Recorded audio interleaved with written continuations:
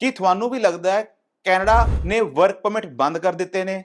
ਕੀ ਤੁਹਾਨੂੰ ਵੀ ਇਸ ਗੱਲ ਦਾ ਡਾਊਟ ਹੈ ਕਿ ਕੈਨੇਡਾ ਜਾ ਕੇ ਤੁਸੀਂ ਵਰਕ ਪਰਮਿਟ ਕਨਵਰਟ ਨਹੀਂ ਕਰਵਾ ਸਕਦੇ? ਤੇ ਇਹ ਵੀਡੀਓ ਤੁਹਾਡੇ ਲਈ ਹੈ।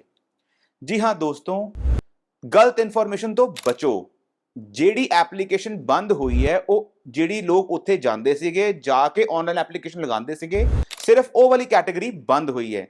ਜੇ ਤੁਸੀਂ ਕੈਨੇਡਾ ਜਾ ਕੇ ਅੱਜ ਵੀ ਵਰਕ ਪਰਮਿਟ ਅਪਲਾਈ ਕਰਨਾ ਚਾਹੁੰਦੇ ਹੋ ਤੇ ਤੁਹਾਡੇ ਲਈ ਆਪਸ਼ਨ ਅੱਜ ਵੀ ਅਵੇਲੇਬਲ ਹੈ। ਕੈਨੇਡਾ ਵਿੱਚ ਤੁਸੀਂ ਜਾ ਕੇ ਅੱਜ ਵੀ ਵਰਕ ਪਰਮਿਟ ਕਨਵਰਟ ਕਰਵਾ ਸਕਦੇ ਹੋ। ਉਹਦੇ ਵਿੱਚ ਤੁਸੀਂ ਅੱਜ ਵੀ ਜਦੋਂ ਕੈਨੇਡਾ ਜਾਓਗੇ, ਜਾਣ ਤੋਂ ਬਾਅਦ ਤੁਸੀਂ ਉੱਥੇ CBSA ਆਫੀਸਰ ਕੋ ਮਿਲੋਗੇ, ਜਿਹਨੂੰ ਫਲੈਗ ਪੋਲਿੰਗ ਵੀ ਕਹਿ ਦਿੱਤਾ ਜਾਂਦਾ ਹੈ। ਫਲੈਗ ਪੋਲਿੰਗ ਕਰਕੇ ਤੁਸੀਂ ਆਪਣੀ ਐਪਲੀਕੇਸ਼ਨ, ਆਪਣੇ ਡਾਕੂਮੈਂਟ CBSA ਆਫੀਸਰ ਨੂੰ ਦੋਗੇ ਤੇ ਉੱਥੇ ਤੁਹਾਡੀ ਐਪਲੀਕੇਸ਼ਨ ਐਕਸੈਪਟ ਕੀਤੀ ਜਾਏਗੀ।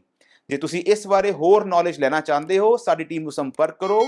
ਮਿਸਲੀਡਿੰਗ, ਰੋਂਗ ਇਨਫੋਰਮੇਸ਼ਨ ਤੋਂ ਬਚੋ। ਆਲ ਦ ਬੈਸਟ।